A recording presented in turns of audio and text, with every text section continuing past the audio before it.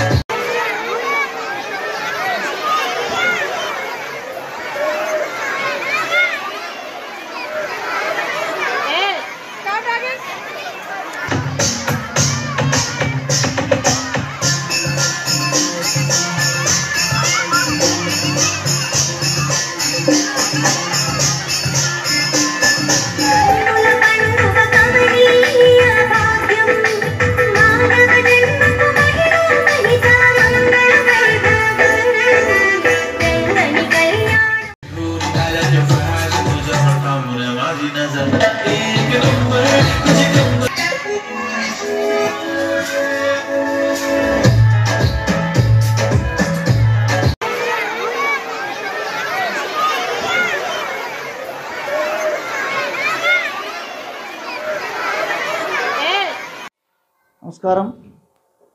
ఈరోజు బాల దినోత్సవ సందర్భంగా పిల్లలకు పరీక్షలు ఉన్న కారణంగా, పిల్లలు విముఖత చూపిన కారణంగా బాల దినోత్సవాన్ని ఈరోజు జరుపుకోవడం జరిగింది.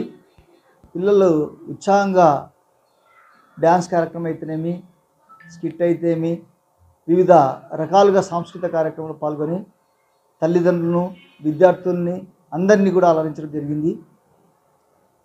నేను ఈ సందర్భంగా తల్లిదండ్రులు కోరేది ఏమంటే, పిల్లలను చదువుతో పాటు ఇటువంటి కార్యక్రమాల్లో కూడా పాల్గొన్నప్పుడే పిల్లలు ఉత్సాహంగా చదువులో కూడా పాల్గొంటూ మంచి ఫలితాలు సాధిస్తూ ఫ్యూచర్లో వాళ్ళు మంచి పౌరులుగా ఎదగడానికి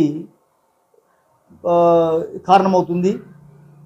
ఆ విధంగా కాకుండా పొద్దస్తమానం చదువు అనడం వల్ల వాళ్ళు మానసికంగా కుంగిపోవడమే కాకుండా మెరుగైన ఫలితాలు సాధించారని అని సైంటిఫిక్ కూడా చెప్తా ఉంది.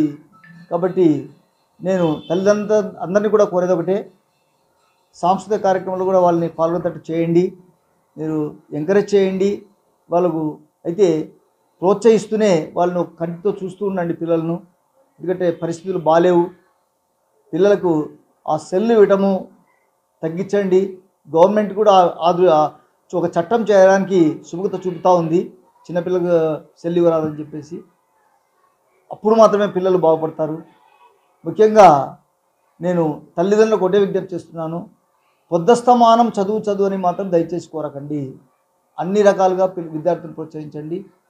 తర్వాత మంచి పౌరులుగా ఎదిగి ఈ సమాజానికి ఉపయోగపడే వ్యక్తులుగా తయారవుతారని చెప్పేసి కోరుకుంటూ, నా పేరు వాసుదేవయ్య, ఆదిత్య స్కూల్ కరెస్పాండెంట్.